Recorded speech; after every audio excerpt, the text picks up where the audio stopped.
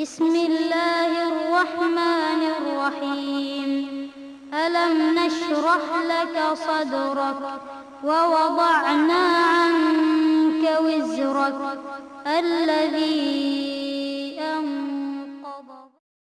அஸ்ஸலாமு அலைக்கும் வரஹ்மத்துல்லாஹி வபரகாத்துஹு. கண்ணியத்திற்குரிய எல்லாம் வல்ல அல்லாஹ்வின் நல்லடியார்களே, உலகத்திலே வாழ்கிற நாம் நம்முடைய அன்றாட தேவைகளை நிறைவு செய்து கொள்வதற்காக பொருளாதார திரட்டலுக்கு நம்முடைய நேரத்தை அதிகமாக நாம் செலவிடுகிறோம். அந்த நாம் திரட்டுகிற பொருளாதாரம் அனைத்துமே நமக்கு நம்முடைய குடும்பத்தாருக்கு பயன்பட வேண்டும் என்பதற்காக சம்பாத்தியம் செய்த அந்த பொருளாதாரத்தை பாதுகாப்பதற்குரிய வழிமுறைகளிலேயும் நாம் அதிகமாக கவனம் செலுத்துகிறோம். நம்முடைய பெயரிலே நமக்கு சொந்தமாக நாம் வாங்கி கொள்கிற நிலப்புலன்களை, வீடு வாசல்களை அரசாங்கத்திலே முறைப்படி பதிவு செய்து வேறு யாரும் அதை பயன்படுத்திவிட முடியாத வகையிலே அதை நமக்குரியதாக நாம் ஆக்கி கொள்கிறோம். அதே போன்று நாம் சேர்க்கின்ற பணங்களை, காசு பணத்தை வங்கிகளிலே சேமித்து வைத்து அது திருட்டு போகாத வகையிலும், வேறு கொள்ளையடிக்கப்பட்டு விடாத வகையிலும், வேறு பல திருடர்களின் கரத்திலே சிக்கி அந்த பொருளாதாரம் நமக்கு பயன்படாமல் போய்விடக்கூடாது என்பதற்காகவும் அதனை முறையாக பாதுகாத்து நாம் செலவழித்து நமக்கு பயன்படுவதற்குரிய வகையிலே அதை அமைத்துக் கொள்வதற்கு பல்வேறு விதமான பாதுகாப்பு வழிமுறைகளை நாம் உலகத்திலே கையாளுகிறோம். நம்முடைய உலகத்தினுடைய காரியங்களை நிர்வாகம் செய்வதற்கு இத்தனை பாதுகாப்பு ஏற்பாடுகளை செய்கிற நாம், நம்முடைய மறுமை வாழ்க்கைக்காக நாம் செயல்படுத்துகிற நன்மைகள், நாம் செய்கின்ற நல்லறங்கள் அனைத்துமே நாளை மறுமையிலே நமக்கே பயன்படக்கூடியதாக அமைந்திருக்க வேண்டும். எந்த விதத்திலும் எக்காரணத்திலும் நாம் சம்பாதித்த, நாம் செய்த நல்லறங்கள் நமக்கு பயன்படாமல் வேறொருவருக்கு பயன்படக்கூடியதாக மாறிப்போய்விடக் கூடாது என்பதிலே உலகத்திற்கு நாம் காட்டுகிற அக்கறையை விட அதிகமாக காட்ட கடமைப்பட்டிருக்கிறோம். ஆனால் இன்றைக்கு நாம் செய்கிற பல்வேறு காரியங்கள் நம்மையும் அறியாமலே நாளை மறுமையிலே நமக்கு பயன்படாமல் நம்முடைய எதிரிகளுக்கும், நாம் யாரை எதிர்த்தோமோ அவர்களுக்கும், வேறு பலருக்கும் அது சென்று நமக்கு அது நன்மை கிடைக்காமல் போய்விடக்கூடிய வேலைகளை நம்மை அறியாமலே நாம் சிலவற்றை செய்து கொண்டிருக்கிறோம். அதிலே மிக முக்கியமாக நாம் செய்கிற ஒரு காரியம் என்னவென்று சொன்னால், நாம் செய்கின்ற நல்லறங்கள் எல்லாம் அழிந்து போய் பிறருக்கு பயன்படுவதற்கு வாய்ப்பாக அமைந்துவிடக்கூடிய மிக முக்கியமான ஒரு செயல் என்னவென்றால், நம்முடைய வாயிலிருந்து வருகிற வார்த்தைகள், நாம் தொழுத தொழுகைகள், நமது வாயிலிருந்து வருகிற வார்த்தைகள் அந்த தொழுகைகளை வேறொருவருக்கு கொண்டு போய் சேர்த்து விடுகிறது. நாம் வைத்த நோன்பு நமக்கு பயன்படாமல் நாம் பேசிய பேச்சுக்களால் அது வேறொருவருக்கு பயன்படக்கூடிய நோன்பாக மாறி போய் விடுகிறது. நாளை மறுமையிலே அப்படியெல்லாம் ஒரு சூழல் ஏற்படும் என்று சொல்லி அண்ணலம் பெருமகனார் நபிகள் நாயகம் ஸல்லல்லாஹு அலைஹி வஸல்லம் அன்னவர்கள் நமக்கு எச்சரிக்கை செய்கிறார்கள். அப்படியானால் நாம் மிக அதிகமாக கவனத்திலே கொள்ள வேண்டிய மிக முக்கியமான ஒரு செய்தி நம்முடைய நாவு. நபிகள் நாயகத்திடத்திலே ஒரு மனிதர் வந்து கேட்கிறார், அல்லாஹ்வுடைய தூதரே, எனக்கு ஒரு நீங்கள் போதனை செய்யுங்கள். நான் எதனை மிக உறுதியாக கடைபிடித்து தவிர்த்து கொள்ள வேண்டும், எதிலே நான் எச்சரிக்கையாக இருக்க வேண்டும் என்று எனக்கு ஒரு போதனை செய்யுங்கள். அந்த போதனைக்கு பிறகு நான் வேறு யாரிடமும் சென்று வேறொரு போதனையை எனக்கு செய்யுங்கள் என்று கேட்கக்கூடாத அளவிற்கு, போதுமான அளவிற்கு எனக்கு ஒரு போதனை செய்யுங்கள், அறிவுரை செய்யுங்கள் என்று கேட்கிறார். அப்பொழுது அண்ணலம் பெருமகனார் நபிகள் நாயகம் ஸல்லல்லாஹு அலைஹி வஸல்லம் அன்னவர்கள் தம்முடைய நாவை பிடித்து காட்டி, இதிலே நீ கவனமாக இரு, இதிலே நீ எச்சரிக்கையாக இரு என்று சொல்லி அவருக்கு அந்த ஒரு போதனையை சொல்லி அவரை அனுப்பிவிடுகிறார்கள். அப்படியானால் நாக்கின் விஷயத்திலே நாம் எத்தனை கவனத்தோடு இருக்க வேண்டும் என்பதனை நபிகள் நாயகத்தினுடைய இந்த போதனை நமக்கு தெளிவாக சுட்டி காட்டுகிறது. இந்த நாக்கிலே நாம் என்னவெல்லாம் தவறுகள் செய்கிறோம், நம்முடைய உள்ளத்திலே எழக்கூடிய தவறான கற்பனைகளை எல்லாம் நாவிலே வெளியிலே கொண்டு வருகிறோம். உள்ளத்திலே தவறான கற்பனைகள் வரும், அதை மறுக்க இயலாது. உள்ளத்துல தப்பான சிந்தனைகள் மனுஷனுக்கு ஓடிக்கிட்டே தான் இருக்கும். உள்ளத்துல உள்ளதை வந்து நீங்க அணை போட்டு கரெக்டா நிப்பாட்டி 100% தவறான சிந்தனைகள் வராம நல்லதை மட்டும் நினைக்கக்கூடிய உள்ளமாக உங்கள் உள்ளத்தை ஆக்கி கொள்ள முடியாது. நபிமார்கள் கூட சொல்லக்கூடிய வரலாற்று செய்தினை திருமறை குர்ஆன் பேசுகிறது. யூசுப் அலைஹிஸ்ஸலாம் சொன்னதாக குர்ஆனிலே அல்லாஹ் பேசுகிறான், ஒமா உபர்ரி நஃப்ஸி இன்னன் நஃப்ஸல அம்மாரத்தும் பிஸ்ஸூ, என்னுடைய உள்ளம் தூய்மையானது என்று நான் வாதிக்க மாட்டேன். இன்னன் நஃப்ஸல அம்மாரத்தும் பிஸ்ஸூ, எனது உள்ளம் அது தீமையைத்தான் அதிகமாக தூண்டுகிறது. உள்ளத்துல உள்ளதுக்கு கணக்கெடுத்து பார்த்தா நிறைய தீமைகள் தான் வரும். நீங்க ஒரு நாளுக்கு உங்களுடைய உள்ளத்துல என்ன எல்லாம் வருதுன்னு கொஞ்சம் யோசிச்சு எழுதி பாருங்க. யார் யாரை பத்தியெல்லாம் என்ன எல்லாம் நினைச்சீங்க? பெரும்பாலும் தப்பா தான் நினைச்சிருப்போம். நல்ல நினைப்பு ரொம்ப ரொம்ப குறைவாகத்தான் வரும். ஒருத்தரை பத்தி நல்லது சொல்றாரு, அவர் அள்ளி கொடுத்தாருப்பா, ₹1,00,000 கொடுத்து விட்டாரு. அதை கேட்கக்கூடிய ஒருத்தர் எப்படி ஆமோதிக்கிறார்? பல நேரங்களில் நாம் பார்க்கிறோம். அப்படியே கொடுத்துட்டாரோ ஆச்சரியமா இருக்கப்பா, அதை கேட்கறதுக்கே தயங்கி, நன்மை செய்தார் என்ற ஒரு செய்தி வருகிற பொழுது அதனை உடனடியாக ஏற்றுக்கொள்ளாமல், அப்படி எந்த மனுஷனா எடுத்து கொடுத்தாரு, நம்பவே முடியலையே, ஆச்சரியமா இருக்குதா என்று ஆச்சரியப்படக்கூடிய மனிதன், அதே மனிதனை குறித்து தப்பான செய்தி சொல்லப்பட்டால், அவன் இப்படி செஞ்சு விட்டான், தெரியும்பா அவனை பத்தி தெரியாதா, அப்படித்தான் ஆளு. தவறான செய்திகள் சொல்லப்படும் பொழுது உடனடியாக அதை அங்கீகரிப்பதும், நன்மையான செய்திகள் சொல்லப்படும் பொழுது அதனை ஏற்றுக்கொள்வதற்கு தயக்கம் காட்டுவதும், இதுவெல்லாம் மனிதர்களிடத்திலே இயல்பிலேயே அப்படி அமைந்திருப்பதை பார்க்கிறோம். இப்போ உள்ளத்தில் இருக்கிற தப்பான எண்ணங்கள் அதிகமாக இருக்கத்தான் செய்கிறது. அதனால தான் நபிகள் நாயகம் சொன்னார்கள், இன்னல்லாஹ தஜாவஸ லி அன் உம்மத்தி மா வஸ்வஸத் பிஹி சுதூருஹா. அல்லாஹ் ரப்பல் ஆலமீன் எனது உம்மத்தாருடைய உள்ளத்திலே எழக்கூடிய சிந்தனைகளுக்கு, தப்பான சிந்தனைகளுக்கு அல்லாஹ் விதிவிலக்கு வழங்கிவிட்டான். உள்ளத்துல உள்ளது அல்லாஹ் கணக்கில் எடுக்க மாட்டான். உள்ளத்துல உள்ளது எப்ப கணக்கில் எடுக்க மாட்டான் என்று சொன்னால், மாலம் தஅலம் அவ் ததகல்லம், அந்த உள்ளத்திலே எழுந்த அந்த தப்பான சிந்தனைகளை நீங்கள் செயல் வடிவம் கொடுக்காதவரை, அல்லது அந்த தப்பான சிந்தனைகளை உங்கள் நாவிலே வெளிப்படுத்தாதவரை, அந்த உள்ளத்துல வந்த செய்தியை உள்ளத்திலே போட்டு சமாதி கட்டிட்டீங்கன்னா அதனால உங்களுக்கு கேடு கிடையாது. அதுக்காக வேண்டி அல்லாஹ் உங்களை குற்றம் பிடிக்க மாட்டான். ஆனா உள்ளத்துல வந்த அந்த தப்பை, அந்த கற்பனையை, அந்த தீமையை அருகிலே உள்ளவரோடு நீங்கள் பகிர்ந்து கொண்டீர்கள் என்று சொன்னால் அதற்கு அல்லாஹ்விடத்திலே குற்றம் எழுதப்பட்டு நாளை மறுமையிலே தண்டிக்கப்படுவீர்கள் என்று சொல்லி அண்ணலம் பெருமகனார் சொல்கிறார்கள். இப்பொழுது நம்முடைய நிலையை கொஞ்சம் யோசித்து பாருங்கள். நம்முடைய நிலைமை எப்படி இருக்கிறது? உள்ளத்திலே எழுகிற தவறான சிந்தனைகளை உள்ளுக்குள்ளே போட்டு புதைக்கிறோமா, அல்லது லேசாக கற்பனை வந்து விட்டாலே, லேசாக மேலோட்டமாக ஒரு சில காரியங்களை தவறானது என்று தென்படக்கூடிய காரியங்கள் உள்ளத்திலே வந்து விட்டாலே அதை பிறரோடு பகிர்ந்து கொள்கிறோமா? பலருடைய நிலைமை எப்படி இருக்கிறது? லேசா உள்ளத்துல டவுட் வந்துடக்கூடாது, ஏதாவது ஒரு தப்பு வந்துடக்கூடாது, அதை அடுத்த ஆளிடத்துல சொல்லாத வரைக்கும், சொல்லலாட்டி ஒரு மண்டையை வெடிச்சு போயிடும். அது மாதிரி சொல்றதுக்காக வேண்டி ஆள் தேடி போனை போட்டு காசு செலவு பண்ணி பஸ் பிடிச்சி இப்படியெல்லாம் போய் செய்திகளை அடுத்தவர்களிடத்தில் உள்ளத்திலே எழக்கூடிய தப்பான தீமைகளை பரப்பக்கூடிய மக்களை ஒரு புறத்திலே பார்க்கிறோம். கவனமாக இருக்க வேண்டும். இது நம்முடைய நல்லறங்களை ஒரு புறத்திலே அழித்து வேறொருவருக்கு இந்த நல்லறத்தை கொண்டு போய் சேர்த்து விடும். யாரை பற்றி அந்த தீமையான செய்திகளை சொன்னோமோ அவரிடத்துல உங்களுடைய தொழுகையை கொண்டு போய் கொடுத்துரும். மறுமையில நன்மைகளை மூடையே தூக்கிட்டு வருவீங்க.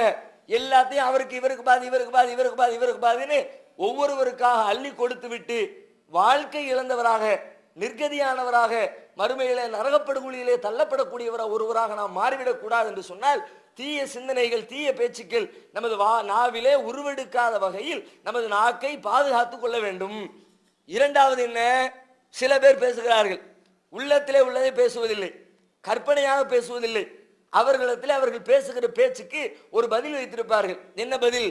நான் ஒன்றும் சும்மா பேசல, அவர் தான் சொன்னார் என்ற. அவர்கிட்ட கேளு, நான் என்ன சும்மா கற்பனையா பேசுறேன் என்ற ஒரு ஆள் சொல்ல போய் தான் சொன்னேன். ஒருத்தர் சொன்னதை இன்னொரு இடத்துல எடுத்து சொன்னால் அது தப்பு இல்லை என்று பல பேர் நினைக்கிறோம். ஆனால் அதுவும் தவறுதான்.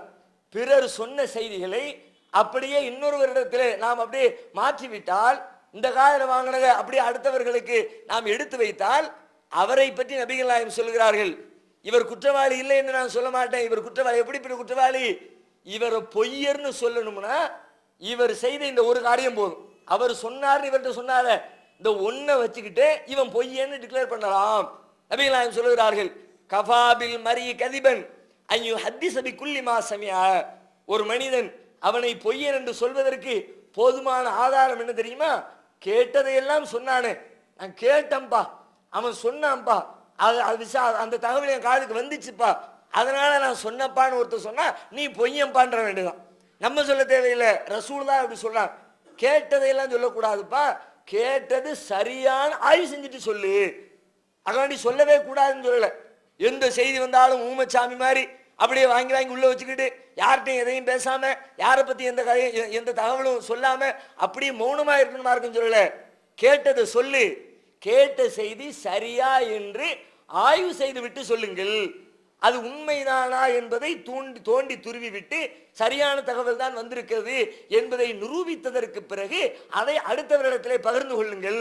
அப்படி இல்லாமல் வந்த செய்திகளை எல்லாம் சொன்னால், நீங்க எவ்வளவுதான் உண்மை பேசுற பெரிய சித்திகா இருந்தாலும் சரிதான், கேட்டதை சொல்ற பண்பு உங்களிடத்துல இருக்கிறதா, நீங்களும் பொய்யர்களுடைய பட்டியலிலே சேர்க்கப்பட்டு விடுவீர்கள் என்று சொல்லி அண்ணலம் பெருமகனார் சொல்கிறார்கள்.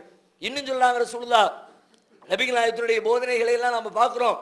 பல்வேறு கட்டங்கள்ல இது மாதிரி பேச்சுக்கள்ல அங்க கேட்டு இங்க கேட்டு அதை நினைச்சு இதை நினைச்சு பொய்யான தகவலை பரப்புறது, அதையெல்லாம் கடுமையாக தமது வாழ்க்கையிலே பல்வேறு கட்டங்களிலே அண்ணலம் பெருமானார் சாடுவதை பார்க்கிறோம். நாம எதை கேட்டாலும் ஆய்வு செய்யணும், சரியா தப்பான சம்பந்தப்பட்டவங்களுக்கு பேசணும். இன்றைக்கு நாம ஹதீஸ் கலையை பற்றி பார்க்கிறோம். நபிகள் நாயகத்தினுடைய பொன்மொழிகளை ஆய்வு செய்து அதிலே சரியானது எது, தவறானது எது, எதை ஏற்க வேண்டும், எதை மறுக்க வேண்டும் என்றெல்லாம் ஹதீஸுகளை புரிந்து கொள்வதற்கென்று ஒரு அதற்காகவே ஒரு கலை உருவாக்கப்பட்டிருக்கிறது. அந்த கலையினுடைய அடிப்படை முழுவதும் எடுத்து பாருங்கள். அனைத்துமே இந்த ஆய்வின் ஆதாரத்தை நமக்கு தெளிவாக எடுத்து சொல்லும். ஆய்வு செய்ய வேண்டிய அவசியத்தை எடுத்து சொல்லும். அன்றைக்கு மாத்திரம் அந்த வேலையை செய்யக்கூடிய அந்த பெரியவர்கள், அந்த மகான்கள், நல்லவர்கள் இந்த ஆய்வு செய்கிற வேலைகளை செய்யாமல் கேட்டதையெல்லாம் எழுதியிருந்தால் இன்னைக்கு எப்படி ஆயிருக்கும் மார்க்கம்? அவரு சொன்னார், ரசூலுல்லாஹ் இப்படி சொன்னாங்கன்னு இவர் சொன்னாரு, ரசூலுல்லாஹ் இப்படி சொன்னாங்க அவர் சொன்னாரு, அவர் சொன்னார் இவர் சொன்னார்னு சொன்னதையெல்லாம் எந்த சுத்திகரிப்பும் செய்யாமல் கேட்டதையெல்லாம் ரசூலுல்லாஹ் சொன்னார்கள் என்று ஏடுகளிலே பதிவு செய்து வைத்திருந்தால் இன்றைக்கு நம்முடைய மார்க்கத்தை பற்றி பிறர் மத்தியில் எடுத்து பேச முடியுமா? காரி துப்புகிற விதத்தில் எத்தனை செய்திகள், பொய்யான தகவல்கள் உள்ளே இருக்கிறது. அது எல்லாத்தையும் ஃபில்டர் பண்ணி வச்சிருக்கிறாங்க. கத்திரிக்காய் சொர்க்கம் என்னத்தை எல்லாம் அடிச்சு விட்டுருக்காங்க. கத்திரிக்காய் வியாபாரி அவருக்கு தகுந்த மாதிரி ஹதீஸ் கட்டி இருக்கிறாரு, சொரைக்காய் வியாபாரி சொரைக்காய்க்கு தகுந்த மாதிரி ஹதீஸ் கட்டி இருக்கிறாரு. சொரைக்காய் திங்கிற பழக்கம்லாம் இருக்குதா இல்லை நம்ம சமுதாயத்தில்? அதெல்லாம் அந்த உல்டா ஹதீஸ்ல நபிகள் நாயகத்தின் பேரால் ஒரு குறிப்பிட்ட நாளில் திம்பாங்க. சொரைக்காயெல்லாம் டிமாண்டா போயிடும் ஊருக்குள்ள. இன்னைக்கெல்லாம் பெருமளவு மாறி போச்சு. இதுக்கெல்லாம் என்ன காரணம்? இதையெல்லாம் வெளியில போய் சொன்னா என்ன நடக்கும்? அறிவியலுக்கு முரணாக, அறிவுக்கு புறம்பாக, பகுத்தறிவுக்கு எதிராக திருமறை குர்ஆனுடைய நேரடி கருத்தை எதிர்த்து நிற்கிற விதத்தில் பொய்யான அவர்களுடைய உள்ளத்திலே உதிக்கிற கற்பனைகளை எல்லாம் பல பேர் கட்டவிழ்த்து விட்டார்கள். அவர்களை எல்லாம் அடையாளம் கண்டு சரியானவர்களை சுத்திகரித்து நமது கருத்திலே சரியானது எது, சரியானதை கண்டுபிடிப்பதற்குரிய வழி எது, இரண்டையும் சொல்லி தந்து பதிவு செய்து சென்றதனுடைய விளைவுதானே இன்றைக்கு நம்முடைய மார்க்கத்தை குறித்து நெஞ்சு நிமிர்த்தி மக்கள் மத்தியிலே பேச முடிகிறது. யார் வேண்டுமானாலும் என்ன கேள்வி வேண்டுமானாலும் எழுப்புங்கள், எங்கள் மார்க்கத்திலே அதற்கு பதில் இருக்கிறது என்று சொல்லி தைரியமாக மற்ற மக்களை அழைத்து வைத்து நீ கேள்வி கேள் என்று சொல்லுகிற தைரியம் எப்படி வந்தது? தனி மனிதனுடைய அறிவின் மீது இருக்கிற பெருமையா? இவர் மிகப்பெரிய கரைத்து குடித்த பேர் அறிஞர் என்ற ஆணவமா? இந்த திருமறை குர்ஆனிலே எல்லாவற்றிற்கும் பதில் இருக்கிறது. நபிகள் நாயகத்தின் போதனையைப்படி அதில் எவன் என்ன கேள்வி கேட்டாலும் உள்ளுக்குள்ள ரிசல்ட் இருக்குது. அந்த தைரியம் தானே நம்ம சொல்ல வைத்தது. அப்ப அங்க ஃபில்டர் நடக்கலாட்டி இன்னைக்கு என்னத்துக்கு ஆயிருக்கும்? நம்ம வாழ்க்கையில அதையெல்லாம் கடைபிடிக்க வேண்டுமா இல்லையா? எப்படி அவர்கள் ஃபில்டர் சுத்திகரிப்பு செய்தார்கள்? ஒரு செய்தியை கேட்டா செய்தியை சொல்ற நீ யாருன்னு ஆய்வு செய்வாங்க. நான் போய் ஒரு செய்தியை சொல்கிறேன்னா இவன் சொல்றானா, இவன் சொல்றதுக்கு தகுதியானவர் தானா, இவருடைய பேச்சை எடுத்துக்கொள்ள முடியுமா, இவருடைய வரலாறு என்ன, இவருடைய ஞாபக சக்தி என்ன? நல்ல மனிதராக கூட இருப்பார், ஆனால் ஒன்னு கிடக்க ஒன்னு விளங்குறவரா இருப்பார், வெளுத்ததையெல்லாம் பால் நினைக்கிறவரா இருப்பார். அவர் சொன்னார், இவர் வந்து சொல்லிட்டு அதை நாம பாலுன்னு வரலாறு புத்தகத்தில் எழுதி வச்சுட்டா பிற்காலத்தில் வரக்கூடிய லட்சோப லட்ச மக்களுக்கு நாம் செய்த துரோகமாக அமைந்து விடுமே என்று சொல்லி நான் சொன்ன என்ன பத்தி ரிசல்ட் என்ன, என்னுடைய மனநிலை என்ன, என்னுடைய நினைவாற்றல் என்ன, என்னுடைய நேர்மை என்ன, என்னுடைய வாய்மை என்ன, அந்த லிஸ்ட்டை பூரா முடிச்சுட்டு இவர் சொன்ன கரெக்டா சொல்லுவார்ன்ற எண்ணத்துக்கு வந்ததுக்கு பிறகு உடனே பதிவு செஞ்சாங்களா?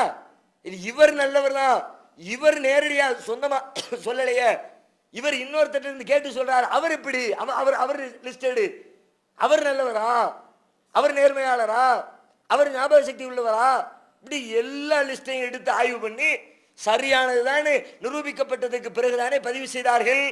அதுதானே ஒரு செய்தியை பிறருக்கு எடுத்து சொல்லக்கூடிய ஒரு சரியான வழிமுறை. அதனால தான் அல்லாஹ் சொன்னா குர்ஆன்ல, யா அய்யுஹல்லதீன ஆமனூ இன் ஜாஅக்கும் ஃபாஸிகும் பினபையின் ஃபதபையனூ, மூமின்களே உங்களிடத்திலே ஒரு பாவி ஒருவன் ஒரு செய்தியை கொண்டு வந்தால் உடனே கேட்றாதீங்க, ஃபதபையனூ ஆய்வு செய்யுங்கள். ஆய்வு செய்யாமல் அதை நீங்கள் கேட்டால் அன் துஸீபு கௌமம் பிஜஹாலத்தின் ஃபதுஸ்பிஹு அலா மா ஃபஅல்தும் நாதிமீன், உங்களுடைய அறியாமையினால் அவன் சொன்னான்னு நீ சொல்லி இருப்ப, அதனால் என்ன கேடு ஏற்படும் தெரியுமா? ஒரு கூட்டத்தாருக்கு நீங்களே தீங்கிழைத்து விடுவீர்கள். தீங்கு செஞ்சு விட்டு ஃபதுஸ்பிஹு அலா மா ஃபஅல்தும் நாதிமீன், அதுக்கப்புறம் கையை பிசைஞ்சுக்கிட்டு நிற்பீங்க, ஆகா இப்படி பண்ணிவிட்டோமே, இப்படி பேசிவிட்டோமே, இவரை பத்தி இப்படி தப்பா சொல்லிவிட்டோமே என்றெல்லாம் நீங்கள் கை பிசைந்து நிற்கக்கூடிய ஒரு சூழல் ஏற்பட்டுவிடும். எனவே ஒரு செய்தி வந்தால் ஃபதபையனூ தெளிவுபடுத்துங்கள், ஆய்வு செய்யுங்கள், சரியா தவறா என்பதை தோண்டி துருவுங்கள். அதுக்கு பிறகு அது பற்றிய தகவலை வெளிப்படுத்துங்க. அதுவும் யார்கிட்ட ஆய்வு செய்யணுமா அதையும் விளக்குறான்ல. வெறுமனே மொட்டையா விடல. எந்த பிரச்சனையை எடுத்தாலும் மார்க்கத்தில் நீங்க உலகத்தில் சந்திக்கிற எந்த ஒரு சிக்கலுக்கும் திருமறை குர்ஆனை புரட்டுனா வருஷ கணக்கில் பெரிய பெரிய அறிஞர்கள் ஆய்வு செஞ்சு டாக்டரேட் பட்டம் வாங்குறதுக்கு புத்தகங்கள் எழுதுவாங்களே, அது மாதிரி எந்த டிபார்ட்மெண்ட் எடுத்தாலும் அப்படியே அல்லாஹ் பிரிச்சு மேயறான். குர்ஆன்ல சொல்றான் ஆய்வு செய்யணும் சொல்லிவிட்டு யார்கிட்ட ஆய்வு செய்யணும் அதையும் விளக்குறான். ஏன்னா நம்ம ஆய்வு செய்வாங்க. இவன் கம்ப்யூட்டர்ல கோளாறுன்னு வேளாண்மை துறை விஞ்ஞானிகிட்ட போய் ஆய்வு செஞ்சா எடுத்துக்க. அவரு இந்த கம்ப்யூட்டர்ல ஒரு சிப்பு மிஸ் ஆயிடுச்சு, இந்த ஹார்ட் டிஸ்க் எப்படி சொருவுறன்னு தெரியல, அவர்கிட்ட நெல்லை பத்தி கேட்டா தெரியும், எப்ப விதைக்கிறதுன்னு கேட்டா தெரியும், எப்படி தண்ணி ஊத்துறதுன்னு கேட்டா, அவர்கிட்ட போய் இதை பத்தி கேட்டுக்கிட்டு இருப்பாங்க. அதையெல்லாம் எல்லாம் விளக்குறான். யார்கிட்ட போய் எது சம்பந்தமா கேட்கணும் ரொம்ப தெளிவா சொல்றான். மூமின் எப்படி இருக்கணும் தெரியுமா?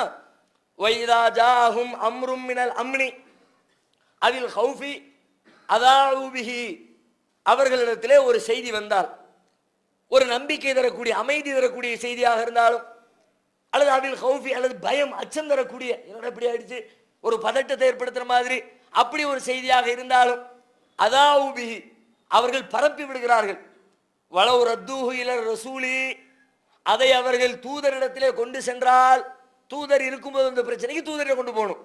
அடுத்தவர்கள் சொல்றான் அவ் இலா உலில் அம்ரி, அல்லது அவர்களிடத்தில் அதிகாரமுடையவர்கள் இருக்கிறார்களே, பொறுப்புடையவர்கள் நிர்வாகிகள் இருக்கிறார்களே, அந்த நிர்வாகிகளிடத்திலே கொண்டு சென்றால் லா அலிமஹுல்லதீன யஸ்தம்பித்தூனஹு மின்ஹும், அதிலே ஆய்வு செய்யக்கூடியவர்கள், அதனுடைய உண்மை நிலவரத்தை அறிந்து கொள்ளக்கூடிய அறிவு பெற்றவர்கள் இருக்கிறார்களே, அவர்கள் இதனுடைய உண்மை நிலையை தெளிவாக அறிந்து கொள்வார்கள். அது சம்பந்தமா யாரிடத்துல போய் கேட்டா நாலேஜ் உண்டு அவங்களிடத்துல கேட்கணும். உங்களிடத்துல ஒரு பிரச்சனை உங்கள்ட்ட நேரா வரணும். உங்க பிரச்சனைக்கு இன்னொரு இடத்துல போகக்கூடாது. சம்பந்தப்பட்டவர் யாரோ அவரிடத்திலே போய், அந்த அறிவு படைத்தவரிடத்திலே போய், அந்த பிரச்சனையில ஈடுபட்டவரிடத்துல போய் இதை என்னன்னு விளக்கு. சிம்பிளா முடிஞ்சு போயிடும், சிக்கல் தீர்ந்துடும். நீங்க ஊர் ஊரா சுத்தி சுத்தி சுத்தி அவர்கிட்ட கேட்போம், இவர்கிட்ட கேட்போம், இவர்கிட்ட கேட்போம், திருச்சியில கேட்போம், மதுரையில கேட்போம், திருநெல்வேலியில கேட்போம், உலகம் பூரா சுத்தி சம்பந்தப்பட்டவரை கேட்கலாட்டி உண்மை நிலையை தெரிந்து கொள்ள முடியுமா? அல்லாஹ் சொல்றான், அதுல சம்பந்தப்பட்டவர், பொறுப்புடையவர், அதிகாரத்தில் இருக்கிறவர், ஆய்வு செய்யக்கூடிய திறன் படைச்சவர், அவரிடத்திலே போய் கேள். ல அலிமஹுல்லதீன யஸ்தம்பித்தூனஹு மின்ஹும், அவர்களில் ஆய்வு செய்யக்கூடியவர்கள் உண்மை நிலையை ஆய்ந்து அறிந்து உங்களுக்கு விளக்குவார்கள். நாம இப்படி செய்யறோம். நம்ம வாழ்க்கையில நம்முடைய சமுதாயத்துல சமூக பிரச்சனைகள்ல ஒரு சிக்கல் ஏற்பட்டு விட்டால் சம்பந்தப்பட்டவர்களிடத்திலே போய் அதை தெளிவு செய்து கொள்ளக்கூடிய பழக்கம் நமக்கு இல்லை என்று சொன்னால் தவறை பரப்புகிறோம், தீமைகள் எப்படி விதைக்கிறோம். அதனால் ஏற்படக்கூடிய இழப்புகளுக்கு நாம் பொறுப்புதாரின்றதை விளங்கணும். என் வாயிலிருந்து வந்த வார்த்தையினால ஒரு கோளாறு ஏற்பட்டால், ஒருடைய உள்ளத்திலே கலக்கம் ஏற்பட்டால், அல்லது ஒரு மக்கள் கூட்டத்திலே பயமோ பீதி ஏற்பட்டால் அதற்கு நான் பொறுப்பாளி. நபிகள் நாயகம் பீதியை ஏற்படுத்தினார்களா, பீதியை குறைத்தார்களா? பீதியை குறைக்கிற வேலையை ஒரு முஸ்லீம் செய்யணும். எப்போதுமே பீதி ஏற்படுத்துற, கலவரத்தை ஏற்படுத்துற வேலைகளை நாம செய்யக்கூடாது. நபிகள் நாயகத்தினுடைய நிகழ்ச்சியில் நாம பல தடவை கேள்விப்பட்டது. நைட்டு நேரத்தில் ஏதோ ஒரு குழப்ப சத்தம், திடீர் சத்தம். என்ன செஞ்சாங்க ரசூலுல்லாஹ்? எல்லாத்தையும் கூப்பிட்டு வச்சு உட்கார வச்சு, என்ன சத்தம் தெரியல, என்ன பண்றதுன்னு தெரியல, அப்படி இருக்குமோ இப்படி இருக்குமோ, தேவையில்லாம மக்களை குழப்பி விடுற வேலையை பார்க்கல. அந்த பீதியை குறைக்கிறதுக்கு என்ன வழி? ஸ்பாட்டுக்கு நம்மளே போய் ஆய்வு செஞ்சுட்டா, அவர்கிட்ட கேட்டு இவர்கிட்ட கேட்டு எல்லாருமே கற்பனையாத்தான் சொல்லுவாங்க. எல்லாருமே மதினால இருக்கிற ஆட்கள். யார்கிட்ட போய் கேட்டாலும் தெரிய போறது இல்லை. ஸ்பாட்ல போய் பார்த்தாதான் உண்மை தெரியும். அப்ப ஸ்பாட்டுக்கு விஜயம் செய்வோம் என்று சொல்லி நபிகள் நாயகம் அவர்கள் உடனடியாக மக்கள் வீட்டை விட்டு வெளியிலே வருவதற்கு முன்பாக எதிர் வீட்டிலே இருக்கிற வாகனத்திலே ஏறி பயணித்து சம்பந்தப்பட்ட இடத்திலே போய் ஆய்வு செய்து விட்டு மக்களிடத்திலே இருக்கிற அந்த பீதியை குறைக்கிற வேலைகளை செய்தார்களா, அல்லது உள்ளுக்குள்ளே மேலும் மேலும் பீதி கிளப்புற வேலைகளை செய்தார்களா? நம்மிடத்திலிருந்து வரக்கூடிய வார்த்தை அதுலேயும் கவனமா இருக்கணும். அப்படி சரியான ஆள்களிடத்தில் போய் கேட்கலாட்டி தப்பான செய்தியை பரப்பிடுவோம். நாம கூட சில இடத்துல பரப்பி இருக்கிறோம். சம்பந்தப்பட்ட ஆள்களிடத்துல போய் கேட்க முடியாததுனால, அந்த வாய்ப்பு கிடைக்காதனால இப்ப நாம பெரிய மாநாடு நடத்தினோம். மாநாட்டிற்கான பிரச்சாரத்தில் எல்லா பகுதிகளிலும் ஒரு செய்தியை சொன்னோம். மன்மோகன் சிங் அரசு ஒத்த கருத்தை ஏற்படுத்தி விட்டு தான் இடஒதுக்கீடு தருவதாக சொல்லுகிறார்கள். எப்படி இதை சொன்னோம்? அவரை போய் ஒரு முஸ்லீம்கள் குழு சந்திக்கிறது. சந்திச்சுட்டு வெளியில வர்றாங்க. வெளியில வந்தோடனே பேட்டி கொடுக்குறாங்க. அவர் எல்லாம் ஒத்த கருத்தை ஏற்படுத்தணும்னு சொல்றாரு. இது நடக்கிற காரியமாங்கிறாங்க.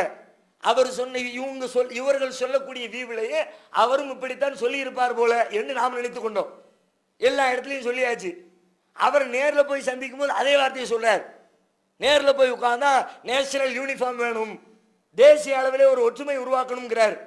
என்னடா இது, இதைத்தானே நம்ம கண்டிச்சோம், இதுதானே சிக்கல்னு சொன்னோம். தேசிய அளவில் எப்படி இவர் ஒற்றுமையை உருவாக்குவாரு? வாய்ப்பில்லையே, கூட்டி கொண்டு உட்கார வச்சுக்கிட்டு உள்டாவா பேசுறாங்களோ என்று நினைத்த பொழுது அவரும் விளக்க தெரியாம, பயன்படுத்த தெரியாத வார்த்தையை பயன்படுத்துறாரு. இவங்க சம்பந்தப்பட்டவங்களுக்கு எப்படி விளக்கணும்னு தெரியாம. அதுக்கப்புறம் காங்கிரசுடைய மேல்மட்ட அதிகாரி சோனியாவை போய் சந்திக்கும் போது அந்த அம்மா விளக்குறாங்க, அதனுடைய அதுக்கு அர்த்தம் வேற, நாம நினைச்ச அர்த்தம் இல்ல, அதுக்கு அர்த்தம் வேற, அது தப்பான அர்த்தம் இல்ல. என்ன அர்த்தமா? எல்லாம் ஒத்த கருத்துனா, மிஸ்ரா சொன்னது மத்திய அரசாங்கத்தில் இடஒதுக்கீடுக்கு மட்டும் சொல்லல, அவர் மாநில அரசாங்கத்துக்கு சேர்த்து சொன்னார். மத்திக்கும் மாநிலத்துக்கும் 10 கொடுத்தா சரியா வருமா? காஷ்மீர்ல 10 கொடுத்தா ஒத்துக்குவோமா? 90% முஸ்லீம் உட்கார்ந்து இருக்கிற இடத்துல எல்லா மாநிலத்துக்கும் 10 கொடு, மத்திய அரசுலையும் 10 கொடுங்க, காஷ்மீர்ல 10 கொடுத்தா ஏத்துக்க முடியுமா? இன்னும் 30%, 25%, 20% இருக்கிற மாநிலங்கள்லாம் இருக்கிற அங்கெல்லாம் முஸ்லீம்களுக்கு 10 கொடுத்தா ஒத்துக்க முடியுமா? அப்ப எல்லா இடத்துலயும் ஒரு விதமான ஒற்றுமை ஏற்படுத்தணும். அதுக்கப்புறம் தான் மாநிலத்தை பத்தி. மத்தியில போய் ஈஸி, மத்தியில கொடுக்கறது பிரச்சனை இல்லை, ஒரே ஆர்டர்ல கொடுத்துடலாம். மாநிலத்தில் கொடுக்கணும் போது சிக்கல் வருமேன்னு அந்த அம்மா விளக்கும் போது நேஷனல் யூனிஃபார்முக்கு இதுதான் அர்த்தம் போல இருக்குது. அந்த ஆட்கள் புரிஞ்சுக்கிட்ட வீவிலை நாமளும் புரிஞ்சு தப்பான ஒரு கருத்தை சொல்லிவிட்டோமோ? எல்லாருக்கும் தான் இந்த போதனை. யார் சொல்கிறவரும் சரி, கேட்கிறவரும் சரி, அத்தனை பேருமே எந்த செய்தியாக இருந்தாலும் அது குறித்து நன்று ஆய்வு செய்து விட்டு தான் பிறரிடத்திலே பதிவு செய்ய வேண்டும் என்பதனை திருமறை குர்ஆன் நமக்கு தெளிவாக வலியுறுத்துகிறது. இப்போ போயிட்டு வந்தாங்க, பிரதமரை சந்திச்சுட்டு வந்தாங்க. வந்த உடனே ஹாரூனை பத்தி இன்னைக்கு பத்திரிகையில பார்த்தா தெரிஞ்சிருக்கும். மக்கள் கூட்டத்தை காட்டி தனக்கென்று ஒரு மந்திரி சீட்டு கோரிக்கை வைத்திருக்கிறார். யார் எழுதுறா? பத்திரிகைக்காரன் எழுதுறான். இவனுக்கு எப்படி தெரியும்? உள்ள உட்கார்ந்துருக்க ஆட்களுக்கு தெரியும், அல்லது சம்பந்தப்பட்ட ஹாரூன் வந்து சொன்னா தெரியும், அல்லது அந்த பேச்சை கேட்ட மன்மோகன் சிங் வந்து சொன்னா தெரியும். இவங்க பத்திரிகை அலுவலகத்தில் உட்கார்ந்துக்கிட்டு எழுதுறாங்க. கூட்டத்தை காட்டி எதுக்கு தான் போனாரா, பேசினாரா, யாரு சொன்னா, எங்கிருந்து வந்துச்சு இந்த செய்தி, இஷ்டத்திற்கு அவர்களாக இப்படி சுயமாக கட்டிவிடுவது, அதை அப்படியே நாமும் பார்த்து விட்டு அது குறித்து ஆய்வு செய்யாமல் இவர் யாரு, சொல்ற இடத்துல இருக்கிறாரா, இவருக்கு தெரியுமா, சம்பந்தப்பட்டவங்க பேட்டி கொடுத்தாங்களா, எப்படி இந்த கருத்து வந்துச்சு என்பதை பற்றி கொஞ்சம் கூட சிந்தனை இல்லாமல் அப்படியே ஒரு சாரார் பரப்புவதும், அதை செவிகளிலே ஏற்று இன்னொரு சாரார் ஊரெல்லாம் கொண்டு போய் சேர்ப்பதும், அது மார்க்கத்தில் ஒரு மிகப்பெரிய இழப்பை நமக்கு ஏற்படுத்துகிறது. நாளை மறுமையினுடைய நன்மையை குறைத்து விடக்கூடிய காரியத்தை நாம் செய்கிறோம் என்பதை புரிந்தால் நம்முடைய நாக்குக்கு நாம லகான் போட ஆரம்பித்து விடுவோம். நபிகள் நாயகத்தினுடைய காலத்தில் எத்தனை நிகழ்ச்சிகள் இந்த ஃபித்னாக்களை, குழப்பத்தை, இது மாதிரியான மக்கள் மத்தியில் சீர்குலைவை ஏற்படுத்தக்கூடிய காரியங்களை நபிகள் நாயகம் கடுமையாக கண்டிக்கிறாங்க. எந்த அளவுக்குன்னா, திருமறை குர்ஆன்ல அல்லாஹ் சொல்லி காட்டுகிறான், வல் ஃபித்னத்து அஷத்து மினல் கத்ல். குழப்பம் இருக்கிறது, குழப்பம் செய்யறது, இல்லாமல செய்திகளை பரப்பி விடுறது இருக்குதே, அது ஒருத்தனை கொலை செய்யறதை விட பெருசுங்க. கொலை செய்யறது எவ்வளவு பெரிய பாவம். ஒரு மூமினான உயிரை வேண்டுமென்றே ஒருத்தர் கொலை செஞ்சு விட்டார், ஜஹன்னமு, அவருக்கான கூலி நரகம் தான், ஹாலிதன் ஃபீஹா, அதிலே நிரந்தரமாக இருப்பார், வகலிபல்லாஹு அலைஹி, அல்லாஹ்வுடைய கோபம் அவர் மீது இருக்கிறது, வலஅனஹு, அவரை அல்லாஹ் சபிக்கிறான், வ அத்தலஹு அஸாபன் அலீமா, கடுமையான வேதனை அவருக்கு தயாரித்து விட்டான். கொலைக்கு இவ்வளவு பெரிய கண்டிஷன் லிஸ்ட போட்டு விட்டு தண்டனை சொல்லிவிட்டு இன்னொரு வசனத்தில் என்ன சொல்றான், கொலையை விட கொடியது இது, நீ சாதாரணமா நினைக்கிற, நாம இது ஒரு பெரிய மேட்டரா, நீங்க லட்சம் பேசியிருப்பீங்க, சின்ன துண்டு லட்சத்தை பூரா சாப்பிட்டுரும். ஒரு பிள்ளையை பெத்தெடுத்து வளர்த்து சோறு கொடுத்து நல்ல புஷ்டியா வளர்த்து ஒரு 25 வயசு வரைக்கும் டெய்லி காலையில மதியானம் சாயங்காலம் ஹார்லிக்ஸ்ல இருந்து பூஸ்ட்ல இருந்து என்னவெல்லாம் கொடுக்கணுமோ முட்டையை அவிச்சு கொடுத்து பொரிச்சு கொடுத்து பிள்ளைய தெம்பா வளர்த்து உருவாக்கி 20 வருஷத்துக்கு பிறகு ஒரு சொட்டு விஷத்தை கொடுங்க. என்ன, நான் 20 வருஷம் கொடுத்தேனே, அதோட கம்பேர் பண்ண ஒரு சொட்டு தானே அப்படி சொல்வீங்களா? 20 வருஷம் கொடுத்ததை எப்படி ஒரு சொட்டு காலி பண்ணுது? அது மாதிரி நீங்க செய்கின்ற பல்வேறு காரியங்களை, பல்வேறு உழைப்புகளை, பலதரப்பட்ட நல்லறங்களை இந்த ஒரு சிம்பிள் வார்த்தை ஒண்ணுமில்லாம அழிச்சு நாசமாக்கிவிடும் என்பதை கவனத்திலே கொண்டால் சொல்லுகிற சொற்கள்ல மேலும் நம்மிடத்திலே கவனம் கூடும். அதனால தான் நபிகள் நாயகம் சொன்னாங்க, 2 தாடைகளுக்கு மத்தியில் இருப்பதையும் இரண்டு தொடைகளுக்கு இடையில் இருப்பதையும் அது நாக்கையும் கற்பையும் பேணிக் கொள்கிறேன் என்று யார் என்னிடத்தில் உறுதியளிக்கிறாரோ அவருக்கு நான் சுவர்க்கத்தை கொண்டு கேரண்டி தருகிறேன். எவ்வளவு பெரிய மேட்ரு பாருங்க. சொர்க்கங்கிறது சாதாரண மேட்டரா? சொர்க்கத்துக்காக வேண்டி ஒரு ரசூலுல்லாஹ் சொர்க்கத்தை பத்தி சொல்லும்போது சொன்னாங்க, நாளை மறுமையில யாரும் தன்னுடைய அமலை கொண்டு சொர்க்கத்துக்குள் போகவே முடியாது. இல்லா ஐயத்தகம்மதினி அல்லாஹு பிரஹ்மா, அல்லாஹ் தனது அருளால் அவரை போர்த்தி கொண்டாலே தவிர அல்லாஹ்வுடைய கிருபையால தான் நீங்க சொர்க்கம் போக முடியும். வேற எதை வச்சுக்கிட்டும் சொர்க்கத்துக்குள்ள நுழைய முடியாது. நான் தொழுதேனே, நீ தொழுதது உனக்கு கொடுத்த கண்ணுக்கே சரியா போச்சு. நான் நோன்பு வச்சேனே, உனக்கு கொடுத்த காலுக்கே சரியா போச்சு. நான் தர்மம் கொடுத்தேனே, நீ கொடுத்த நீ விட்டிய மூச்சு, அந்த மூச்சுக்காக நீ தர்மம் கொடுக்க முடிச்சுதா? ஒரு மூச்சு உள்ள போச்சு, காத்து போன காத்து வெளியில வந்துச்சு, போனது போன இடத்துல நின்றுக்குச்சு, வந்தது வந்த இடத்துல தங்கிக்குச்சு. என்ன ஆகும்? முடிஞ்சுதா? சகாதா தானே? நீ விட்டுக்கிட்டே இருந்தியப்பா வருஷம் 60 வருஷமா. அந்த மூச்சு காத்துக்கு சுப்ஹானல்லாஹ் சொன்னியா? அந்த மூச்சு காத்துக்கு நன்றி செலுத்தினியா? கொடுத்ததுக்கே செஞ்சு முடிக்கல, நீங்க என்ன சொர்க்கம் கிடைக்கிற அளவுக்கு என்னத்தை செஞ்சிட்டிய? ஒன்னும் செய்யல, செய்ய போறதும் இல்ல. அல்லாஹ்வுடைய அருள் இருந்தால்தான் சொர்க்கம் போக முடியும் என்று சொன்ன நபிகள் நாயகம் சொல்கிறார்கள், நாக்கையும் கற்பையும் பேணி கொண்டேன்னு என்ற கேரண்டி கொடு, அதுல நான் உறுதியா இருப்பேன்னு சொல்லு, உனக்கு சொர்க்கம் உண்டு என்று நான் உங்களுக்கு கேரண்டி தருகிறேன், உறுதி தருகிறேன். நாக்குக்குள்ள எவ்வளவு பெரிய மேட்ரு இருக்குங்கிறத இந்த செய்திகளிலிருந்து புரிந்து கொள்ள வேண்டும்.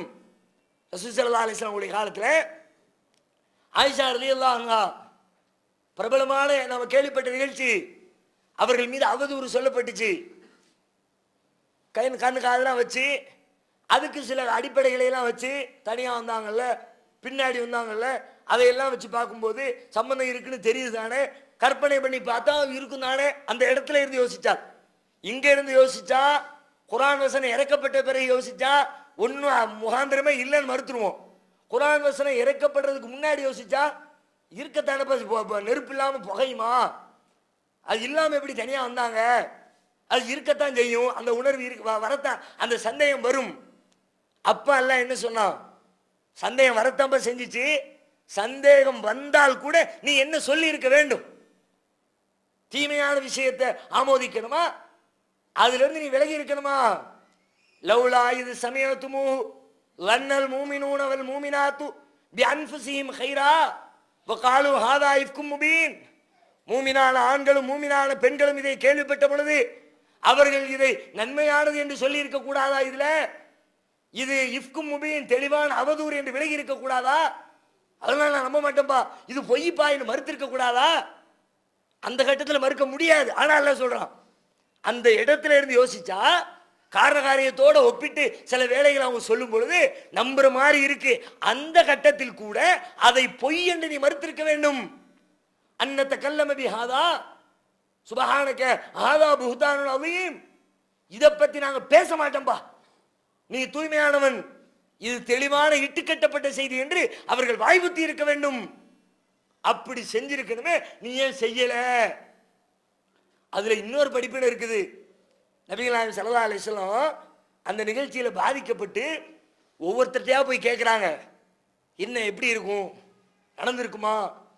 ஸைனப் ரலியல்லாஹு அன்ஹா அவங்க இடத்துல வர்றாங்க, கேட்குறாங்க, அம்மா அலிம்திமா ராய்த்தி, இந்த விஷயத்துல நீ என்னமா நினைக்கிற? ஸைனப் யார் அப்படின்னா நபிகள் நாயகத்தினுடைய மனைவியர்கள் ஆயிஷா ரலியல்லாஹு அன்ஹா அவர்களுக்கும் ஸைனபுக்கும் தான் நேரடி போட்டின்னு சொன்னான். மனைவிமார்னு வந்துட்டு அந்த போட்டி இருக்கத்தானே செய்யும். அது ஆயிஷா ரலியல்லாஹு அன்ஹா அவங்களே தங்களுடைய வாயில சொல்றாங்க, அல்லது காணத்து சாமினி, அவங்களுக்கும் எனக்கும் தான் நேரடி போட்டி. அப்படிப்பட்ட போட்டியாளர் சொல்லுகிறார், அஹ்மி சம்இ வ பஸரி, என்னுடைய செவிகளையும் எனது பார்வையையும் இதை விட்டு நான் பாதுகாத்துக் கொள்கிறேன். நான் வல்லாஹி மா அலிம்து இல்லா கைரன், நான் அவங்க விஷயத்துல நன்மையை தவிர வேற எதையும் நான் அறியல, நான் வேற எதுவும் சொல்ல மாட்டேன். போட்டியாளர் எதிரின்னு சொல்லலாம், எதிரி அல்ல, போட்டியாளர்னு கிட்டத்தட்ட அப்படித்தானே. போட்டியில இருக்கிறவங்க வீழ்த்த தான் நினைப்பாங்க, ஒரு சான்ஸ் கிடைச்சா ஆளை நவுட்டி விட்டு வந்து உட்காரத்தானே நினைப்பாங்க.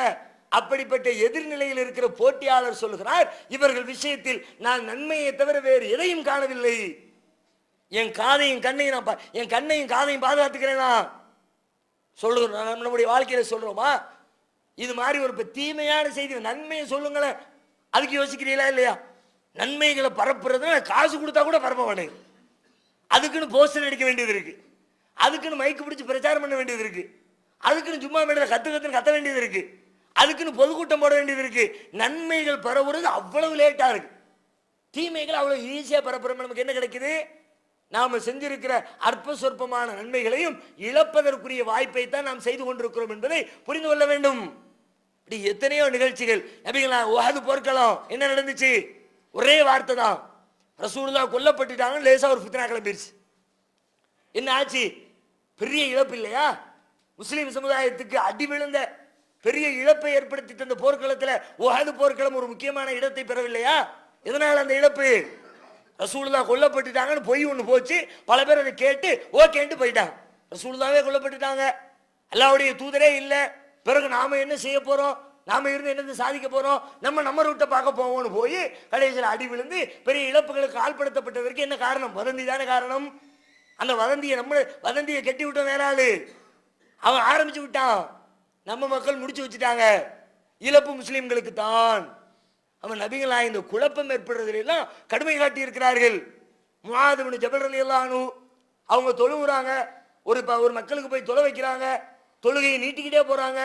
ஒரு சஹாபி வந்து ரசூலுல்லாஹ் இடத்துல கம்ப்ளைண்ட் பண்றாரு, அல்லாஹ்வுடைய தூதரே இருந்தாலும் ரொம்ப தொலை வைக்கிறார், ரொம்ப நேரம் தொலை வைக்கிறாரு, நம்மளால முடியல. நபிகளா என்ன முஆதை பார்த்து என்ன சொன்னாங்க? அதுரீதான் தக்கூன ஃபத்தானன், மக்கள் மத்தியில் நீ குழப்பம் விளைவிக்க நினைக்கிறியா? மக்களுக்கு பாதிப்பு தானே, ஏதோ ஒரு உள்ளத்திலோ உடலிலோ ஒரு பாதிப்பை ஏற்படுத்தி மக்களுக்கு சிரமம் தருகிற ஒரு செய்தி நடந்தால் நபிகள் நாயகம் பொறுத்து கொள்ள மாட்டாங்க. அப்ப நம்முடைய நாக்கை பாதுகாக்கணும். கேட்கிற செய்திகளை கேட்ட உடனே பரப்பி விடாமல் அதை கட்டுப்பாடாக வைத்து உண்மையை அறிந்து நன்மை தருகிற செய்தி என்றால் பரப்பி அல்லாஹ்விடத்திலே நாம் நன்மைகளை பெற்றுக்கொள்ளவும் நாம் செய்த நல்லறங்களை நாம் பாதுகாத்து நாளை மறுமையிலே நமக்கு பயன்படுகிற விதமாக அதை ஆக்கிக் கொள்வதற்கு முயற்சிக்க வேண்டும். அல்லாஹ் நம் அனைவருக்கும் அதற்குரிய நல்லவர்களை தந்தருள்வானாக. அன்பிற்குரிய சகோதர சகோதரிகளே, நாம் சுட்டிக்காட்டிய அடிப்படையில் கடந்த சில நாட்களாக நமக்கு மத்தியிலே பரவி கொண்டிருக்கிற ஒரு பெரிய தவறான குழப்பமான ஒரு செய்தி, நம்முடைய ஜமாத்தில் தலைவரை புறக்கணித்து விட்டு இது போன்ற மிகப்பெரிய மாநாட்டினை நடத்தியிருக்கிறார்கள் என்றெல்லாம் ஒரு செய்தி எதிரிகள் கட்டவிழ்த்து விட்டு என்றைக்கு இந்த ஜமாத்தை நாசமாக்கலாம் என்று விரும்புகிறவர்கள் அந்த வாதங்களை துவங்கி வைத்து அது நம்முடைய மக்கள் மத்தியிலே பரவலாக சென்று கொண்டிருப்பதை பார்க்கிறோம். முழுக்க 100% அவதூறான ஒரு பொய்யான செய்தியை தான் கட்டவிழ்த்து விட்டிருக்கிறார்கள். இதிலே கடுகளவிற்கு கூட உண்மை இல்லை. மேலோட்டமாக பார்க்கிற பொழுது உண்மை இருப்பதை போன்று உங்களுக்கு தெரிகிறது. மேடையில் பேசவில்லை, அதை வைத்து அது உண்மைன்னு சொல்வீங்களா? அதை வச்சு அதை கன்ஃபார்ம் பண்றது எப்படி? மேடையில் பேசல, அதுக்கு முன்னாடி மொத்த மாநாட்டினுடைய நிகழ்ச்சியே பேரணியில தான் துவங்குகிறது. பேரணியில பேசினாரா இல்லையா? அதை நீங்க வரலாட்டி அது சம்பந்தப்பட்டவங்களை கேளுங்க, ஏன் பேசலாம் கேட்டு பண்ணுங்க, ஏன் பரப்புறீங்க? அதை பேரணியை துவக்கி வச்சதே தலைவர் தான் துவக்கி வச்சு ஸ்டார்ட் பண்ணி மக்களை அனுப்புறாரு. நீங்க லேட்டா வந்து விட்டு ஆளை காணோம்னா மக்கள் கூட்டம் உள்ளுக்குள்ள வாசலுக்கு அருகாமையில் நெருக்கடித்து கொண்டிருக்கிறார்கள், அவங்கள வந்து சரி பண்ணணும் என்று சொல்ல வேண்டிய தேவை ஏற்பட்ட உடனே நம்முடைய தலைமையுடைய காரை எடுத்துக்கொண்டு காருக்கு மேலே நின்று கையில் கொடியை வைத்துக்கொண்டு மக்களை அசைத்து அவர்களுக்கு போக வேண்டிய வழியை காட்டி வர வேண்டியவர்கள் உள்ளுக்குள்ளே நிறைந்த உடனே வெளியிலே அவர்களை தங்க வைப்பதற்குரிய ஏற்பாடுகள், உள்ளுக்குள்ள இடம் இருக்கும் பொழுது உள்ளணிக்கு போங்கன்னு சொல்லக்கூடிய லட்ச மக்கள் பார்த்தாங்களே, அவங்க எல்லாத்துக்கும் தெரிஞ்சிருக்குமே பங்களிப்பு இருந்துச்சா இல்லையான்னு. இந்த ஜமாத்தை பொறுத்த வரைக்கும் இது கொள்கையில் நிற்கிற ஜமாத், எந்த தனி மனிதனுக்காக நிற்கிற ஜமாத் இல்லை. வேற எந்த ஜமாத்திலையும் இல்லாத கட்டுப்பாடுகள் நம்ம ஜமாத்தில் வச்சிருக்கிறோம். உண்மையில எந்த அமைப்பிலையாவது தொடர்ந்து 2 ஆட்சிகளுக்கு பிறகு 2 பீரியடுக்கு பிறகு நிர்வாகத்தில் தலைவர், பொதுச் செயலாளர், மாநில நிர்வாகிகள் யாரும் இருக்கக்கூடாதுன்னு எங்கேயாவது வச்சிருக்காங்களா? ஒரு காலத்தில் வச்சிருந்தாங்க, எல்லாத்தையும் தூக்கி விட்டாங்க. ஏன்? அதை அவங்க முன்னாடி நிற்கணும்னு விரும்பினாங்க, அதை ரிமூவ் பண்ணிட்டாங்க. நம்ம அமைப்பில் தானே மிச்சமாக வச்சிருக்கிறோம். அதை ஏன் வச்சிருக்கிறோம்? 6 வருஷம் ஒருத்தர் இருக்கிறாரு, அவர் நல்ல அனுபவப்பட்டிருக்கிறாரு, காவல்துறை அணுகி இருக்கிறாரு, வேறு பல விஷயங்களை நல்ல டீல் பண்ணி நல்ல அனுபவத்தை வச்சிருக்கிறார். அவரை தூக்கி விட்டு இன்னொரு ஆளை உட்கார வைக்கணும்னு ஏன் சட்டம் வச்சிருக்கிறோம்? ஆளு மூஞ்சி நின்றக்கூடாது, மக்களுக்கு முகத்தின் மீது நம்பிக்கை வந்துடக்கூடாது, கொள்கையில நம்பிக்கை வச்சவங்க தான் இங்க நிக்க. அதுக்கு தானே இந்த சட்டத்தை எல்லாம் வகுத்து வச்சிருக்கிறோம். பிறகு முகத்துக்காக இந்த முகம் இல்லை அந்த முகம் இல்லை என்ன கேள்வி அது? ஒரு கொள்கை பிடிப்புள்ள சகோதரனிடத்தில் இந்த கேள்வி வரலாமா? தலைவர் இந்த ஆள் இந்த வேலை இவர் தான் செய்யணும்னு விதி இருக்குதா? நிர்வாக குழு கூடி யாருக்கு என்ன பொறுப்பை கொடுத்தால் எது சிறப்பாக இருக்கும், யாரிடத்துல எந்த வேலையை ஒப்படைச்சா சரியான முறையில் நடக்கும், மக்களுக்கு அதைத்தானே பார்க்கணும். மக்கள் பயன்பாட்டை கருத்தில் கொள்றதா, ஒரு ஆளுடைய போக்கஸை கருத்தில் கொள்றதா செஞ்சிருக்கணும். இது வரைக்கும் நம்முடைய ஜமாத்து நிக்கிறது அதுதான் நிக்குது. மாநாட்டிலே நெஞ்ச நிமிர்த்தி நம்முடைய நிறுவனர் சொல்லும் போது கூட ஆளுக்காக நிக்கல, எந்த நடிகன் இங்க இல்ல, எந்த ஹீரோவும் இல்ல, யாருக்காக நீ மக்கள் வரல என்றெல்லாம் எப்படி சொல்ல முடிஞ்சது? அந்த கொள்கை திராணி தானே நம்மளை அப்படி சொல்ல வச்சு மக்கள் மத்தியில் நிலைநிறுத்தி இருக்கிறது. அதற்கு பிறகும் தலைவர் இவரை காணுமே அவரை காணுமே நீங்க கேட்டா அதுக்கு என்ன அர்த்தம்? அப்படி இருக்க கூடாது. அது ஒரு அருவருப்பாக நினைக்கணும். பொறுப்பு பதவி அதுல உட்கார்றது அது கிடைக்கிறது அது நம்மளை முன்னிலைப்படுத்தப்படலையே என்பது மேலிருந்து கீழே வரைக்கும் அது அது ஒரு நெருப்புல கால வச்ச மாதிரி தான். எப்பண்டா உள்ள இருந்து வெளியில வருவோம் தான் எல்லாரும் நிக்கிறோம். எப்பண்டா அதுல இருந்து ரிலீஃப் ஆகி மற்றவரை கொண்டு உட்கார வச்சு நம்ம பின்னாடி இருந்து வேலை பார்ப்போம். எல்லாரும் வேலை பார்க்காம ஓடுறதுக்கு வெளியே வரல. இந்த ஜமாத்தை விட்டு ஓடுறதுக்காக வெளியே வருது. இந்த ஜமாத்தை விட்டு யாரு ஓடுவா? அபூ சுஃபியான் ஹிர்கலுக்கு நடந்த அந்த நிகழ்ச்சியில ஜமாத்தை விட்டு இந்த இஸ்லாமிய ஏகத்துவ கொள்கை கோட்பாட்டை விட்டு ஓடக்கூடியவங்களை பத்தி அவர் கேள்வி கேட்கிறார். ஹிர்கல் கேட்கிறார், ஃபஹல் யர்தத்து அஹதும் மின்ஹும் சக்தத்தன் லிதீனி, இந்த ஜமாத்துல முகமது கொண்டு வந்திருக்கிற மார்க்கத்துல அவருடைய அமைப்புல உள்ளுக்குள்ள போன யாரேனும் அதை வெறுத்து விட்டு வெளியிலே சென்றிருக்கிறார்களா? அபூ சுஃபியான் சொல்றார், இல்ல, வெறுத்துட்டு யாரும் இதை விட்டு வெளியே போக மாட்டாங்க, போக முடியாது. போவாங்க சில பேர், அகாண்டி போவே இல்லைன்னு நான் சொல்லல, போவாங்க. மார்க்கத்தை வெறுத்து கொள்கையை வெறுத்து சட்டங்களை வெறுத்து போக மாட்டாங்க. இங்க இருந்தா நம்ம காசுக்கு வெறுப்பு, காசு வருமானம் வரமாட்டேங்குது அதை வெறுத்து போவாங்க. இங்க இருந்தா மந்திரி பதவி கிடைக்காது அதை வெறுத்து போவாங்க. இங்க இருந்தா போக்கஸ் பண்ண மாட்டானுவா, ரோட்ல இறக்கி விட்டுருவாங்க அதை வெறுத்து போவாங்க. அதை வெறுத்து போனா போய் தொலைகிற அந்த முஸ்லிமத்து நமக்கு தேவையா? அப்படி ஒரு தலைவன் தேவையா? காசுக்கு பணத்துக்கு பதவிக்கு பெருமைக்கு ஃபேமஸுக்கு முகத்தை முன்னாடி காட்டுறதுக்கு அப்படி ஒரு தலைவன் உங்களுக்கு தலைவனா இருக்க நீங்க விரும்புறீங்களா? யாருமே நம்ம விரும்பலையே. பிறகு எதுக்கு இந்த கேள்வி நம்மிடத்தில் வந்துச்சு? வரவே கூடாது. இன்று மாத்திரமல்ல என்றென்றைக்கும் அல்லாஹ் ரப்புல் ஆலமீன் மனிதர்களுக்காக இல்லாமல் கொள்கைக்காக நின்று கொள்கை பிடிப்புள்ளவர்களை மாத்திரம் இதில் ஸ்திரப்படுத்தி வைத்து மற்றவர்களை எல்லாம் அல்லாஹ் இருந்து கழிச்சுக்கிட்டே இருக்கணும் விரும்புங்க. அப்பப்ப எல்லாம் சுத்திகரிச்சுக்கிட்டே இருக்கணும், ஒன்றும் குறைஞ்சு போயிடாது. அது ஒரு கூடையில தக்காளி இருக்குதா, அழுவுன தக்காளி இருந்தா தக்காளியை தூக்கி போட்டு தான் ஆகணும். ஆக என்னைக்கு குறைஞ்சு போச்சே? 100 தக்காளி ஒரு தக்காளி போயிடுச்சே, 99 ஆயிடுச்சே, வெயிட் குறைஞ்சிருச்சேன்னு நினைப்பீங்களா? எடை குறைஞ்சிருச்சேன்னு நினைப்பீங்களா? அந்த ஒன்றை தூக்கி போட போய் தான் 99 தப்பிச்சிச்சு. அதையும் வச்சுக்கிட்டு அது இன்னும் 2 காலி பண்ணும். இன்னும் 4 நாள் கழிச்சு எடை போட்டு பார்த்தா 99 95 வந்துடும், 90 வந்துடும். பல நன்மைகளை இழக்க வேண்டியது வரும். அதனால தீயவைகள் ஒளியட்டும், நன்மைகள் நிலைக்கட்டும். எந்த தனி மனிதனுக்காக வேண்டி ஜமாத் இல்லாமல் கடைசி வரைக்கும் கொள்கைக்காக மாத்திரமே நின்று நிலைக்கிற ஜமாத்தாக மாற வேண்டும். அதற்காக நீங்கள் அல்லாஹ்விடத்திலே பிரார்த்தனை செய்ய வேண்டும் என்பதை உங்கள் மத்தியிலே சொல்லிக் கொள்கிறேன். அதனோடு சேர்த்து இன்னொன்னு சொல்றாங்க, அந்த சரி அதாவது பரவாயில்ல, அதை தாண்டி அங்க போனாங்களே எல்லாரும் ஏன் போகல? ஏன் போகணும்னு என்ன கட்டாயம் முதல்ல கேட்கிறேன். தலைவர் தான் போகணும்னு என்ன கட்டாயம் முதல்ல? காரியம் ஆகுச்சான்னு பார்ப்பீங்களா, தலைவர் போனாரான்னு பார்ப்பீங்களா? யாரு போனா என்ன காரியம் தானே ஆகும் நமக்கு. அல்லாஹ்வுடைய கிருபையினால காரியம் ஆகிருக்குது. பிறகு யார் போனானே யார் போகாட்டி என்ன? அது மட்டும் இல்லை, அன்றைக்கு அந்த அந்த முடிவு எடுக்கிற பொழுது கூட முழுமையாக என்னிடத்துல கேட்டு என்னிடத்துல கருத்து பதிவு செய்யப்பட்டு நான் அன்னைக்கு பார்க்க திருச்சி போயிட்டேன். உடனே போகக்கூடாதுன்னு இல்லை, யாரும் புறக்கணிக்கவும் இல்லை. அன்றைக்கு அங்கிருந்து வர முடியாத ஒரு சூழ்நிலை ஏற்பட்டதுனால லோக்கல்ல இருக்கிறவங்க போங்க, நம்ம ஜமாத்துல அது கிடையாது. யாருக்கு எந்த உறுத்தலும் இல்லாமல் மற்றவர்களை அனுப்பி வைத்து அந்த காரியத்தை முடிச்சுட்டு வர சொன்னோம். இப்போ சம்பந்தப்பட்ட என்ன இடத்துல நீங்க கேட்டிருக்கணும், அல்லது மாநில நிர்வாகத்திடத்துல கேட்டிருக்கணும், இதுல எது உண்மை எது தப்பு, என்ன புறக்கணிச்சாங்க அப்படின்னு நான் சொல்லாம உங்களுக்கு எப்படி தெரிஞ்சிச்சு? அதே மழை ஆடு நனையுதுன்னு ஓனாய் கவலைப்பட்டுச்சான்னு சொல்லுவாங்கல்ல, அந்த கதையில இவ்வளவு எங்களை புறக்கணிச்சாங்கன்னு உங்களுக்கு என்ன வருத்தம்னு கேட்கிறேன். எதிராளிகளுக்கு, நம்ம மக்களுக்கு அப்படிப்பட்ட கவலை இல்லை. எதிர்த்தரப்புல உட்காந்து சில பேர் நம்மளை உனக்கு என்ன கவலைன்னு நான் கேட்கிறேன். அப்படி கவலைப்பட்டு ஆகா ஓனாய் பெரிதாகப்படுதே அப்படியே நம்ம பக்கம் ஒரு ஆடு வராதா, ஆட்டை கவுமான்னு யோசிச்சுக்கிட்டு இருக்கிறியா? அப்படிப்பட்ட கேடுகட்ட ஆடு இந்த கூட்டத்தில் அல்லாஹ் சிறப்படுத்தி எந்த ஆட்டையும் வைக்கல. இன்ஷா அல்லாஹ் அல்லாஹ் ரப்புல் ஆலமீன் இப்படியே நீடித்து செல்லக்கூடிய வாய்ப்பினை நம்முடைய ஜமாத்துக்கு தந்துடுவானாக. வாக்குறதாவான அல்ஹம்துலில்லாஹி ரப்பில் ஆலமீன்.